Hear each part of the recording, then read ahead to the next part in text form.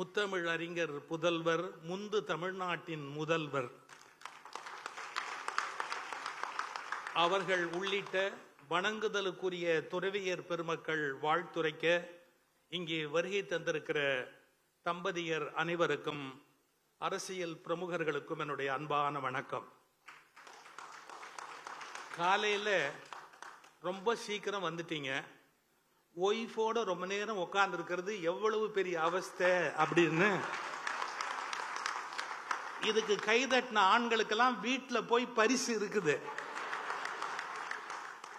இங்க வருவதற்கு முன்னாடி ரொம்ப நல்லா மெல்லிசை பாடுனாங்க. அதுல வேணும்னே உன் கண்ணில் நீர் வழிந்தால் என் நெஞ்சில் உதிரம் கொட்டுதடிங்கிற பாட்டு வேணும்னு அமைச்சரை நான் கேட்டேன். அவங்களும் முதல்ல பாட முடியாம பாடினாங்க.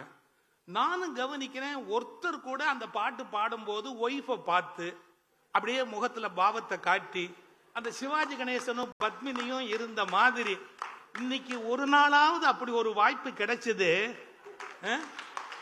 கொஞ்சம் ஒரு நிமிஷம், அந்த படத்துல ஒரு சீன் வரும். வியட்நாம் வீட்டுல அந்த பாட்டுல ஒரு வரி வரும், என் வேதனையை யார் அறிவார் அப்படின்னு ஒரு வார்த்தை. அந்த கணவன் பாடுறான், என் வேதனையை யார் அறிவார் அப்படின்னு. பத்மினியோட கண் அப்ப பார்க்கணும். அதாவது என்ன நான் கூடவா தெரியாது, எனக்கு கூடவா உன் கஷ்டம் தெரியாதுங்கிற மாதிரி அந்த கண்ணுல ஒரு கவலையை காட்டுவாங்க. அடுத்த வரி பாட்டுல, உன்னை போல் தெய்வம் ஒன்றே அறியும். இதெல்லாம் இப்ப தட்டுங்க, அப்பெல்லாம் ரசிச்சிருக்க வேண்டாமா? அந்த பாட்டு வரிய எவ்வளவு நல்லா பாடினாங்க. நல்லது, ஏதோ ஒரு 2 மணி நேரமாவது ஒன்னா இருந்தீங்க, வாழ்க. இந்த விழாவில் எனக்கு ஒரு நேரம் கொடுத்துருக்குறாங்க. நான் அந்த நேரத்தை ஒருபோதும் மீற மாட்டேன். எப்பவுமே நான் என் எல்லையை மீற மாட்டேன், ரொம்ப கரெக்டா இருப்பேன். ஒரே ஒரு விஷயம், நீங்க எல்லாம் மூத்த தம்பதிகள், எனக்கு 73 ஆச்சு. அதனால கொஞ்சம் புத்தி சொல்றதுக்கு ஒரு தகுதி இருக்கு. ஆனா புத்தி சொன்னா யாரும் கேட்க மாட்டாங்க, அதுவும் புரிஞ்சு வச்சிருக்கிறேன். நான் ஒரே ஒரு வார்த்தை உங்ககிட்ட சொல்லிக்க விரும்புறேன். இந்த விழாவில் ஒரு அரசு தலைவர் என்ற முறையில் மட்டுமல்ல, முதல்வர் தேர்ந்து நீங்க தெரிஞ்சுக்க வேண்டிய ஒரு முதல் செய்தி சொல்றேன். என்ன தெரியுங்களா? என்னுடைய அருமை சகோதரியார் துர்கா ஸ்டாலின் அவர்கள் கோயில் கோயில் கோயில் கோயில்னு போயிட்டே இருப்பாங்க. எங்க முதல்வர் எப்படின்னு கேட்டீங்கன்னா, கோட்டை கோட்டை கோட்டை கோட்டைன்னு கோட்டைக்கு போயிட்டே இருப்பார். நான் கோட்டைக்குள்ள வரேன் அப்படின்னு அம்மா சொல்ல மாட்டாங்க, நான் கோயிலுக்குள்ள வரேன் அப்படின்னு ஐயா சொல்ல மாட்டாரு. என்ன புரிஞ்சுக்கணும்? யாரும் தன் துணைவியார் அல்லது துணைவருடைய விஷயத்தில் அதிகம் தலையிடாமல் இருந்தால் குடும்பம் ஆனந்தமாக இருக்கும். I know my limitation. I will not exceed. நான் ஒன்னு அடக்க மாட்டேன், நான் உண்மையிலேயே அடக்கி ஏறி சவாரி பண்ண மாட்டேன். இந்த உணர்வு இருந்தால் இல்லறம் 70 அல்ல 80 அல்ல 100 வயதானாலும் இல்லறம் இனிமையாக இருக்கு. இப்ப எனக்கு வயசாச்சா, நான் வீட்டில் என்ன சொல்லுவேன், நான் ஒய்ஃப் பாரு, நீ ஒய்ஃப் நான் ஹஸ்பண்ட், இந்த மாதிரிலாம் கான்செப்ட்லாம் இனிமேல் ஒத்து வராது. நீயும் நானும் ஃப்ரெண்ட்ஸ், நீயும் நானும் ஃப்ரெண்ட்ஸ். உங்க யாராலெல்லாம் கணவனும் மனைவியும் ஃப்ரெண்ட்ஸா இருக்க முடியுமோ, சாமியாருங்களுக்கெல்லாம் இந்த அதிர்ஷ்டம் இல்லை, நமக்கு தான் அதிர்ஷ்டம். அதனால நம்ம 2 பேரும் ஃப்ரெண்ட்ஸ் அப்படிங்கிற எண்ணத்தோட. இப்ப நான் ஃப்ரெண்ட்ஸ்னு சொன்னா நீங்க என்ன ஒரு மாதிரி பார்க்க கூடாது. எங்க பாட்டன் திருவள்ளுவன் சொல்லி வச்சிருக்கான். எப்படி? உடம்போடு உயிரிடை அன்ன, உடம்போடு உயிரிடை அன்ன மற்றன்ன மடந்தையோடு எம்மிடை நட்பு அப்படின்னார். மனைவியோடு வாழ்கிற வாழ்க்கை நட்பு என்ற வார்த்தையை திருவள்ளுவர் பயன்படுத்தி இருக்கிறார். உலகத்திலேயே கணவனும் மனைவியும் ஆண்டான் அடிமையா இருக்கக்கூடாது. அவர்கள் வாழ்க்கை முழுவதும் நண்பர்களாக இருந்தால் நிச்சயமாக மிகப்பெரிய வெற்றி பெறும் என்பது வள்ளுவருடைய கருத்து. இப்ப இந்த திருமண விழாவை பற்றி சொல்லுகிறேன். எங்கள் செயல்வேக மிக்க அமைச்சர் அவர்கள் இந்த துறையிலே முதல்வர் இட்ட கட்டளையை நிறைவேற்றுவதில் அதிக ஆர்வம் உடையவர்கள். சட்டசபையில் எவ்வளவு அறிவிச்சாங்க தெரியுங்களா? 2000 தம்பதிகளுக்கு திருமணம் அப்படின்னு. 2000 முடிந்து இன்று 500 சேர்ந்திருக்கிறது. அவர்கள் எப்படின்னா, சொன்னதை செய்வோம் என்பது மட்டுமல்ல, சொன்னதற்கு மேலேயே செய்வோம் என்ற அடிப்படையில் 2000 திருமணங்கள் சட்டசபையில் அறிவித்ததை முடித்து, இதுபோல் வயதான பெருமக்களுக்கு மரியாதை செய்வது முடித்து 500 ஆனால் முதல்வர் வருகிற போது கேட்கிறார்கள், ஏன் அடுத்து 20,000 பேருக்கு செய்ய வேண்டும், இந்த துறையில் இருந்து அத்தனை பேருக்கும் தர வேண்டிய மரியாதையை தர வேண்டும் என்று அமைச்சருக்கு சொல்லி இருப்பதாக அமைச்சர் அவர்கள் இப்போது தெரிவித்தார்கள். நீங்க புரிஞ்சுக்கணும், நல்லது செய்யணும் அப்படிங்கிற அந்த உணர்வு இன்னைக்கு மிக மிக அவசியம். நான் எனக்கு ஒரு நேரம் கொடுத்துருக்காங்க, நான் அதை பல்லவி மாதிரி சொல்லிக்கிட்டே இருப்பேன். ஒரு நாள் நான் எக்ஸீட் பண்ண மாட்டேன். பாருங்க, இந்த விழாவை இங்க நடத்துற போது துறை நடத்துகிறது. வயதானவங்களுக்கு ஒரு பெரிய சிக்கல் இருக்கும் வாழ்க்கையில, புரிஞ்சுக்கிறது, மறதி அதிகமா இருக்கும். ஆனா அது பெரிய வரப்பிரசாதம். இல்லைன்னா நிறைய கோபம் வரும், பல விஷயத்தை ஞாபகம் வச்சு சண்டை போட்டுக்கிட்டே இருப்போம். நமக்கு மறதிங்கிறது ஒரு பெரிய வரப்பிரசாதம். வயதானால் நமக்கு மட்டும் மறதி வருவதில்லை, நம்மை சுற்றி இருக்கிற எல்லோருமே நம்மை மறந்து விடுவார்கள். நாம் அவர்களுக்கு செய்ததோ, நாம் அவர்களுக்காக வாழ்ந்ததோ, அவர்களுக்கு என்னென்ன உதவி செய்தோம் என்பதையோ வயதான பிறகு யாரும் நினைவில் வைத்திருக்க மாட்டார்கள். வயதானவருக்கும் மறதி வருகிறது, வயதானவர்களை பற்றி எல்லோருக்கும் மறதி வருகிறது. ஆனால் இந்த துறை உங்களை மறக்காமல் 70 அழைத்து கௌரவிக்கிறது என்றால், உறவினர்கள் மறந்தாலும் உறவினர்களை மேலே துறை உங்களிடத்தில் உறவினர் போல நினைவு வைத்திருக்கிறது என்பதற்கு அடையாளம். 2-3 நல்ல கருத்து சொல்றதுக்கு இந்த இடத்துல பயன்படுத்துறேன். எத்தனையோ பெண்கள் என்கிட்ட பேசும்போது சொல்லுவாங்க, எத்தனையோ பெண்கள் பேசும்போதுன்னா தப்பா நினைச்சிடாதீங்க, நான் பேசிட்டு இறங்கின உடனே பேசுவாங்க. இங்க இருக்கிற ஆண்களுக்கு ஒரு ரகசியம் சொல்றேன், நீங்க எப்போ உங்க ஒய்ஃபை கூப்பிட்டாலும் வரல, நான் ரொம்ப நேரமா கூப்பிட்டுக்கிட்டே இருக்கிறேன், ஒரு சின்ன சீக்ரெட் சொல்லி கொடுத்துட்டு போறேன். நீங்க துணி இனி எடுக்க போறீங்க, கடைக்கு போறீங்க, நீங்க ரொம்ப நேரம் வாசல்ல காத்திருப்பீங்க. வாட்ச்மேனுக்கு அடுத்தாவில பார்த்தா ஹஸ்பண்ட் தான் உட்காந்துருப்பான் இந்த துணி கடை வாசல்ல. நீங்க உள்ள போய் தேடுவீங்க, உங்களுக்கு அங்கேயும் மேட்ச் கிடைக்கல. சரி, அது மேல நிறுத்திடுவோம். அதோட உங்க மனைவி வரலன்னு வச்சுங்கன்னா, இப்போ ஒரு சீக்ரெட் சொல்லி கொடுத்துட்டு போறேன். என்ன தெரியுங்களா, ஒரு ஆம்பளை மனைவியை கூப்பிட்டு வரல அப்படின்னா வரவழைக்கிறதுக்கு ஒரே ஒரு வழி இருக்கு. நீங்க வேற யாராவது ஒரு பொம்பளையோட பேச ஆரம்பிச்சா எங்க இருந்தாலும் ஒய்ஃப் வந்துருவா. இது பெரிய சீக்கிரம். இது ராமாயணத்திலே இருக்குது தெரியுமா உங்களுக்கு? சூர்ப்ப நகையோட ராமர் பேசினார் சார், சீதை உள்ளே இருந்து வந்துட்டார்.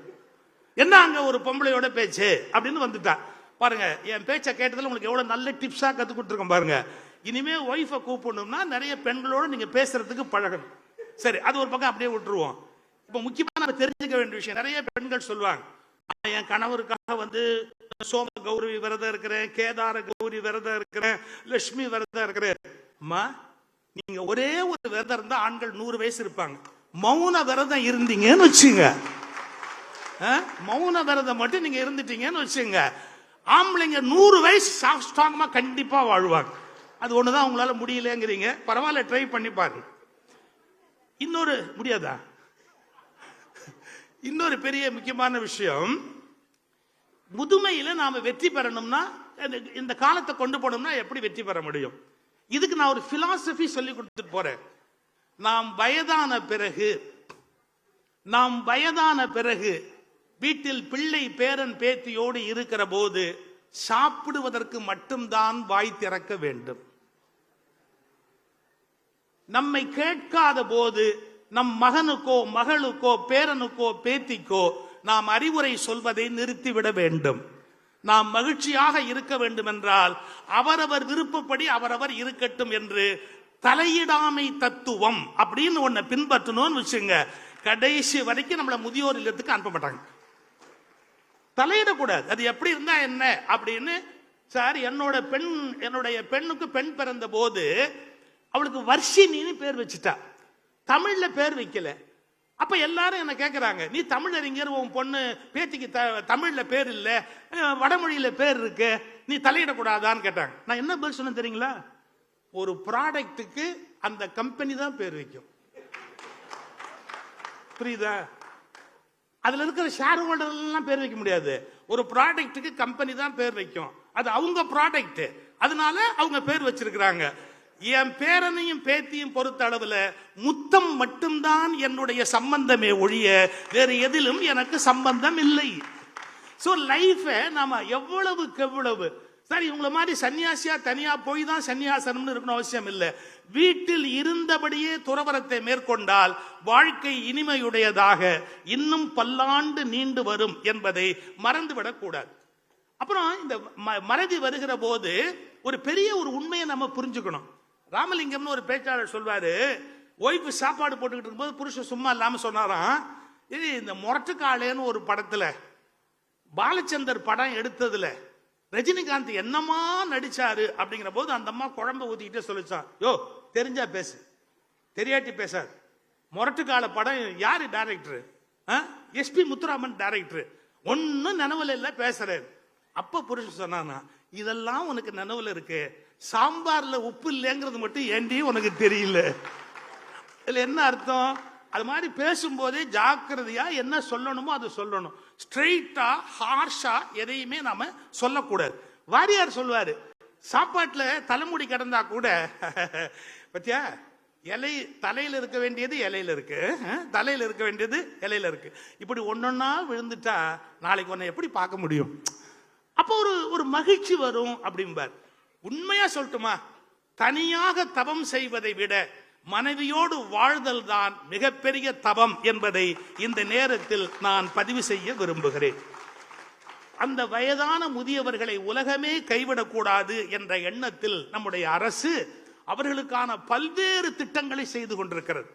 நான் கூட ஒரு முறை ஆலோசனை கூட்டத்தில் எங்க அமைச்சர்கிட்ட ஒன்று கேட்டேன், சார் கோயில்ல பிரசாதம் போடுறீங்க, அன்னதானம் போடுறீங்க, மக்கள் சில பேர் பசியில வந்து சாப்பிடுறாங்க இல்லாதவங்க, எனக்கு ஒரு கவலை இருக்குன்னு. என்ன, 70-75 வயசுக்கு மேலானவங்க எல்லாம் கோயில்ல வந்து கியூல நிக்க முடியுமா?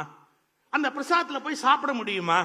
அப்படி அவங்க கஷ்டப்படாம இருக்கிறதுக்கு நீங்க ஏன் ஒன்னு ட்ரை பண்ணக்கூடாது அப்படின்னு. என்ன, கோயில்ல பிரசாதம் தயார் பண்ணி எங்கு முடியாத முதியவர்கள் இருக்கிறார்களோ அவர்களுக்கு கொடுத்து விடுகிற அளவுக்கு அவங்க வீட்டுக்கு அவங்க கிட்ட இப்பதான் எத்தனையோ வந்துருச்சு, கொண்டு போய் அவங்களுக்கு அவுட் சோர்சிங் கொண்டு போய் கொடுக்கிற மாதிரி ஒரு ஏற்பாடு பண்ணா வயதானவர்கள் முதியவர்கள் இன்னும் மகிழ்ச்சியாக வாழ முடியும். அப்படி இந்த அந்த துறை சார்ந்த முதியவர்களை மதிக்கிற அறநிலையத்துறைக்கு நன்றி, அவர்கள் எண்ணத்தை நிறைவேற்றி கொண்டிருக்கிற அமைச்சர் அவர்களுக்கு நன்றி, வருகை தந்திருக்கிற அத்துணை பெரியோர்களுக்கும் என்னுடைய நன்றி. முதல்வர் அவர்கள் இன்னும் பல்லாண்டு பல்லாண்டு பல்லாண்டு வாழ்ந்து, ஏன்னா இப்ப அடுத்த மாசம் அவருடைய பிறந்த நாள் வருகிறது, அட்வான்ஸாவே நாம் அவர்களுக்கு பிறந்த நாள் வாழ்த்து சொல்லுகிறோம். பல்லாண்டு பல்லாண்டு பல்லாண்டு வாழ்ந்து இந்த தமிழ் மக்களுக்கு தன்னுடைய அந்த தொண்டை தொடர்ந்து நிறைவேற்ற வேண்டும் என்று வேண்டி, மறந்துடாதீங்க, தலையிடாமை தத்துவம். நன்றி, வணக்கம்.